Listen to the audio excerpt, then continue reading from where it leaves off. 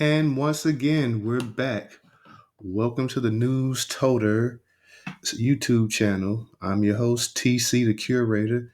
And today we're going to cover just a quick article on Democrat hopeful for Governor Stacey Abrams as she once again is trying to become the governor of Georgia. And if you haven't, please go visit newstoter.com. Newstoter.com is the ultimate curator of Black news in America.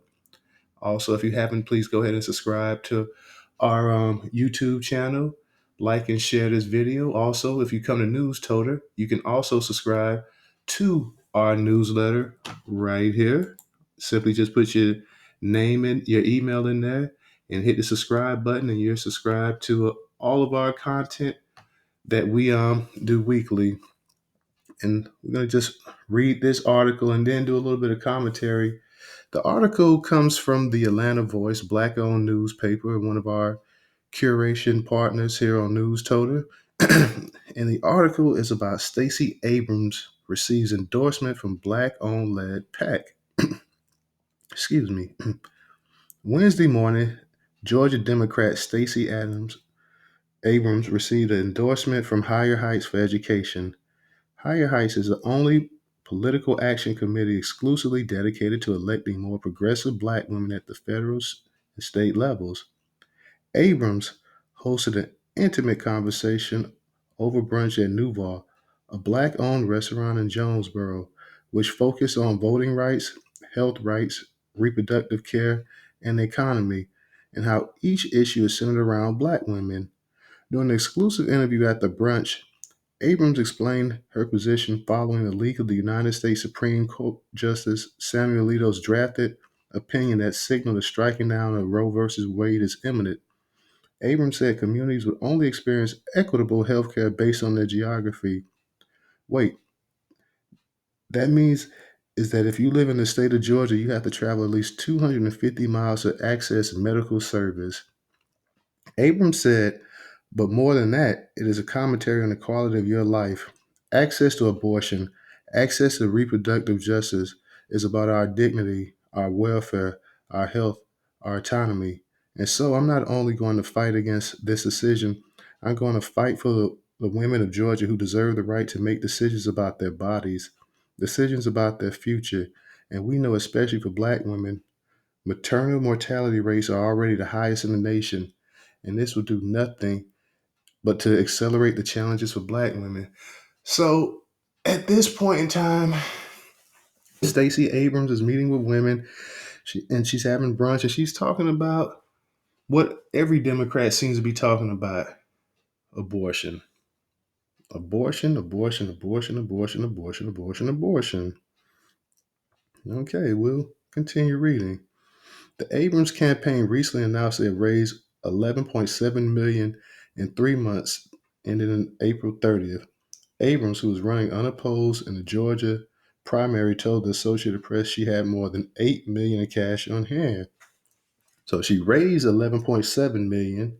She's got $8 million, so I don't know what other $3.7 million are at, but hey, alrighty. After the leaked draft opinion by the U.S. Supreme Court, Abrams paused fundraising and directed her donors to give to 5 organizations that advocate for Roe: the Feminist Women's Health Center, Sister Song, ARC Southeast, Planned Parenthood, Southeast, and Noel Pro-Choice Georgia.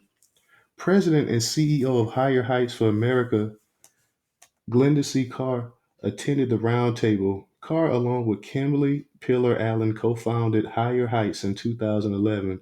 Its objective was to address systematic deficit of organizing resources for politically active Black women and the lack of support for those who were considered seeking elected office. Since then, the organization has developed several initiative programs and efforts that have quickly solidified its reputation as a political home and goal for resource for progressive Black women. We're looking to invest in leadership that looks like Stacey Abrams. We've never elected a Black woman governor in this country's history, Carr said. Currently, there are 0 Black women serving in the U.S. Senate. We've only elected 2 in our country's history. Diverse decision-making tables, better decisions help more Black women. lead by encouraging them to run for office and then supporting them as they govern. With hashtags such as Black Women Lead, Carr has fostered a powerful coalition that has inspired Black women to run for and win high offices. Moreover, the Higher Heights powered hashtag Black Women Vote, a nonpartisan voter activism campaign, has helped 11 Black women to the U.S. Congress, including one to Senate, according to their website. Joining Abrams at the brunch discussion were State Senator Gail Davenport, Sakari Johnson, founder and CEO, Passport Moms LLC, and chair of Clayton Dems, pharmacist and Dr. Courtney Jones, Juanita Mary, CEO of Ascension and Distributing Training, and Army veteran Joyce Dixon, real estate agent Archie Emerson, and Clayton State University La Chatelle Alan Shepard. We were with her in her first run for governor, Carr explained. We organize our members and Black women to ensure that she continues to bring our voice to public policy, and we look forward to the final drive to Election Day, primary straight into the general election, to ensure that we are uplifting voices of Black women in this election cycle. Well, I'll say this much. The Democrats put Stacey out there because they know she can get registered voters and she can raise money. Stacey has zero chance of being the next governor of Georgia. For one, she's black. For two, she's a black woman. And the Democrats know this. And Stacey knows this. But she has endeared herself to the party and she's become a valuable piece for Democrats. They can go out there and they can say, look, we have a black woman front and center, somebody that we support, that we stand for. And you see how fair and equitable we are in our decision making and our practices of inclusion. But the true realization is that Stacey Abrams has no power with the Democrats. She's just another black face in a high place, and she will not be the next governor of Georgia. She has as much chance of being the next governor of Georgia as I do of sprouting wings and flying to the moon. So Stacey will go 0 for 2 because there's no way in hell she's going to win. But she is a valuable asset to the Democratic Party. And it's so funny that the main thing that all these Democrats, they have their issue now with abortion. They're going to tie that to the black struggle. You don't hear Stacey talking about empowerment. You don't hear her talking with a black first agenda. You don't hear her talking about reparations. No, the elephant in the room now is abortion. And they're going to use that to say, well, black women are going to suffer the most. Of course, they're going to say black women and minorities and people of color. But that's going to be the issue that they're going to use to try to galvanize black people to the polls. And you have to be smart. You have to call them on it. You have to say, well, Stacey, that's fine and that's good. I understand you got this pack full of black women, and y'all main issue and main goal is to get black women elected in high positions, and that's fine. There's nothing wrong with a black woman being the governor of Georgia, a black woman being in the Senate. But we have other issues. We have more pressing issues. We need candidates that's going to represent the interests of black people, not just black women. And this is what this is all about. This entire pack is all about black women becoming uh, more progressive, impactful elected officials. I have no problem with black women leading. I have a problem when the whole argument is all about black women. Stacey Abrams and the Democrats are going to make this solely. The Democrats have been trying to get rid of black men anyways. They see black men are speaking up and they don't like that. That's a little bit too uppity for them. So they try to center all their focus and attention on black women.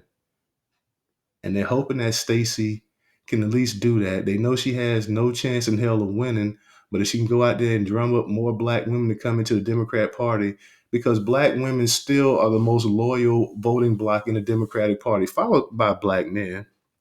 But black women, because black men are kind of like, hey, we done heard enough, seen enough, and we need better. And you got plenty of sisters that feel that same way too. So I don't know.